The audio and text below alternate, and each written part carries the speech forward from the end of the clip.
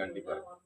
அதே தாய்மொழின்னு வச்சுக்கோங்க. மற்ற கன்னடத்தில் இருக்கும், கன்னடம் இருக்கும், மலையாளத்துக்கும், தெலுங்குல மொழி கண்டிப்பா இருக்கும். கூட ஆங்கிலம் இணைப்பு மொழி. மூன்றாவது ஒரு என்ன மொழி? அது கன்னடா இருக்கலாம், மலையாளம் இருக்கலாம், தெலுங்கு இருக்கலாம், ஒரியா இருக்கலாம், பங்காளி இருக்கலாம், குஜராத்தி இருக்கலாம், மராத்தி இருக்கலாம், ஹிந்தி இருக்கலாம், சமஸ்கிருதம் இருக்கலாம், எது வேணாலும் இருந்துக்கலாம். அவங்க சாய்ஸ்.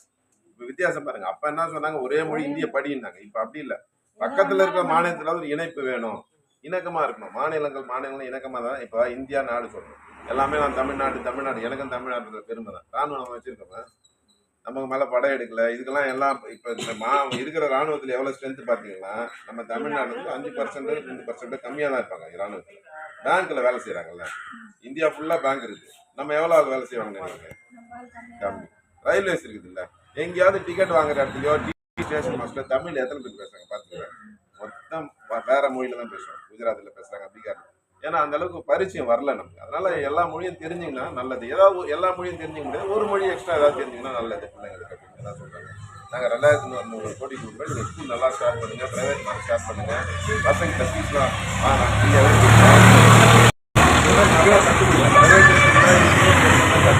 கவர்மெண்ட் ஸ்கூல்லையும் கற்றுக்கணும். ஏதாவது ஒரு மொழி அவங்க விருப்பப்பட்ட மொழியை கற்றுக்கணுங்க.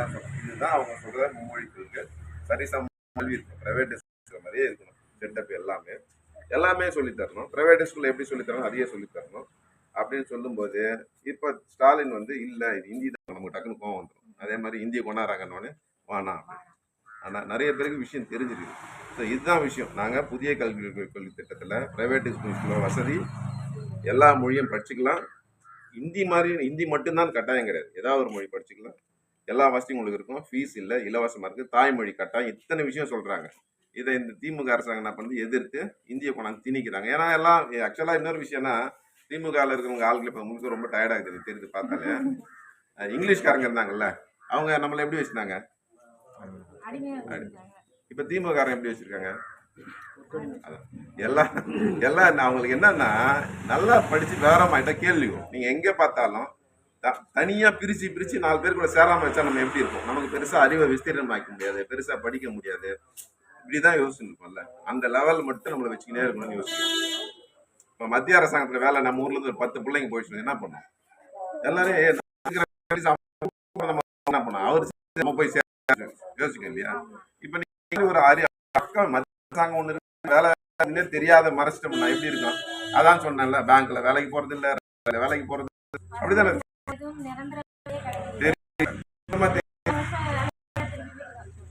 அதனால தெரிய மாட்டேங்கிறதால வாய்ப்புகள்லாம் உருவாக்கணும். மக்கள் வந்து விழிப்புணர்வா இருக்கணும், புத்திசாலித்தனமா இருக்கணும். இதெல்லாம் தெரிஞ்ச பல மொழிகள் தெரிஞ்சுக்கணும், பல விஷயங்களை கத்துக்கணும்ன்றது அவங்க கொண்டாடுறாங்க. அப்படிலாம் கத்துக்கினா இவங்க எங்க புத்திசாலியான திருப்பி நமக்கு கட்டுக்குள்ள வர மாட்டாங்க. இன்னும் ஹிந்தி திணிக்கிறாங்க. இந்த புதிய கல்விக் கொள்கை வேணாம். பிள்ளைங்க எல்லாம் கவர்மெண்ட் ஸ்கூல் இருக்கிற மாதிரி இருக்கட்டும்னு நினைக்கிறாங்க. அதனால உங்ககிட்ட எது கையெழுத்து வாங்கினா, இந்த கல்விக் கொள்கை வேணும், இத்தனை வசதிகள் எங்க பிள்ளைங்களுக்கு வேணும், அரசு பள்ளிகளுக்கு வேணும், அதுக்கு ஆதரவு தான் உங்ககிட்ட கையெழுத்து வாங்க. அவங்க என்ன சொல்றாங்க? ஹிந்தி கிடையாதுங்க, நீங்க ஏதாவது ஒண்ணு கத்துக்குங்க, தெலுங்கு கத்துக்குங்க, கன்னடம் கத்துக்குங்க, உங்களுக்கு எது பிடிக்குதோ அதை கத்துக்குங்க. அதை மாத்தி இவங்க என்ன சொல்றாங்க? ஹிந்தி கத்துக்கின்றாங்க. ஏன் சொல்றாங்கன்னாக்கா, என்ன பிரச்சனைனாக்கா, இங்க பிரைவேட் ஸ்கூல் நடக்குது இல்லை, அந்த நடத்துறதுக்குள்ள அரசியல்வாதிகள் அந்த ஸ்கூல்ல எல்லாம் தராங்க, ஹிந்தி எல்லாம் கத்து தராங்க. கவர்மெண்ட் ஸ்கூல் மட்டும் கத்து தர மாட்டாங்க. அப்போ காசு கொடுத்தா ஹிந்தி படிக்கிற பிள்ளைங்க படிக்கட்டும். கவர்மெண்ட் ஸ்கூல் பிள்ளைங்க சாதாரணமா வசதி இல்லைல்ல, அவங்க அதே மாதிரி இருக்கட்டும்னு நம்ம தமிழ்நாடு அரசாங்கம் சொல்லுது. மத்திய அரசாங்கம் என்ன சொல்லுதுன்னா, அப்படிலாம் கிடையாது, நான் 2,400 கோடி கொடுக்குறேன், சாதாரண கிராமத்தில் இருக்கிற பிள்ளைங்களை கூட நல்லா படிக்க வைங்க, 300 மொழியை படிக்க வைங்க, நல்லா வசதி கொடுங்க, பாத்ரூம் டாய்லெட்லாம் கொடுங்க, சேர் கொடுங்க, அந்த மாதிரி சொல்றாங்க. இவங்க என்ன சொல்றாங்க? அந்த மாதிரி அவங்க கொடுக்குற மாதிரி எல்லா கவர்மெண்ட் ஸ்கூல்லையும் ஆக்கிட்டாங்கன்னு வச்சுக்கோங்க, தனியார் ஸ்கூலில் யார் போய் படிப்பாங்க? அப்போ அவங்க வருமானம் பாதிங்கல்ல. அதனால என்ன சொல்றாங்க? அவங்க இருக்கிற மாதிரியே இருக்காங்க, அப்புறம் நாங்கள் எப்படி குழப்பம் நடத்துறது? அதனால இது வானான்றாங்க. வானான்றதுக்கு ஒரு காரணம் சொல்லணும்ல. அதுக்கு என்ன சொல்றாங்க? அவங்க வந்து எதையாவது ஒன்று கற்றுக்க, ஒரு மொழியை கற்றுக்கன்னு சொல்கிறத மறைச்சு ஹிந்தி கற்றுக்குறாங்க, ஹிந்தி திணிக்கிறாங்க. அப்போ தானே நமக்கு எல்லாம் ரொம்ப ஐயோ தமிழ் அழிச்சிட போகிறாங்கன்னு பயமாக இருக்கும்ல. நம்ம கிராமத்தில் பசங்க அம்மா இருப்பாங்க, சின்ன பெரியம்மா.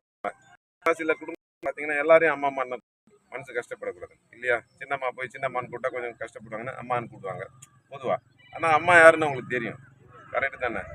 அப்போ அதே மாதிரி தான் இதுவும். ஒரு தெலுங்கு மலையாளமாக படிக்கிறதால தமிழை நம்ம வானான்னு சொல்ல போகிறது, அது நம்ம அம்மா மாதிரி அது இருக்குது. இப்போ இப்போ மற்றவங்களெல்லாம் கூப்பிட்றல ஒரு ஒரு இதுக்கு அந்த மாதிரி இன்னொரு விஷயத்தை கற்றுக்கிட்டோம். இவங்க என்ன பண்ணாங்க, இதெல்லாம் கற்றுக்குன்னா கவர்மெண்ட் ஸ்கூல்ல இதை கொடுத்துட்டா நம்ம பொழைப்பு நடத்த முடியாதுன்றதால தனியார் ஸ்கூல் நடத்த முடியாது. பசங்க ஏன் வர போகிறாங்க? எல்லாத்தையும் கவர்மெண்ட்லேயே கொடுத்துட்டா எதுக்கு தனியார் பசங்க போகிறாங்க?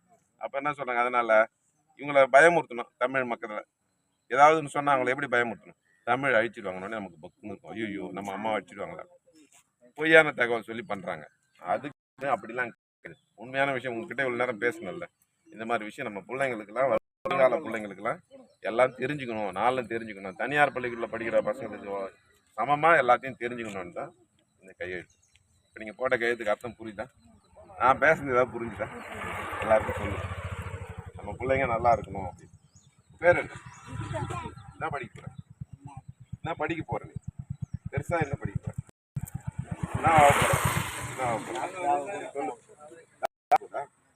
சொல்லு. என்ன ஆக போகிறேன்? சொல்லுமா.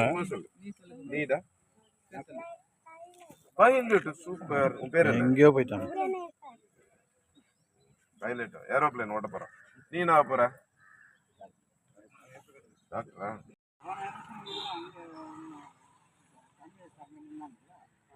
அதனால இங்க வரல, அங்கே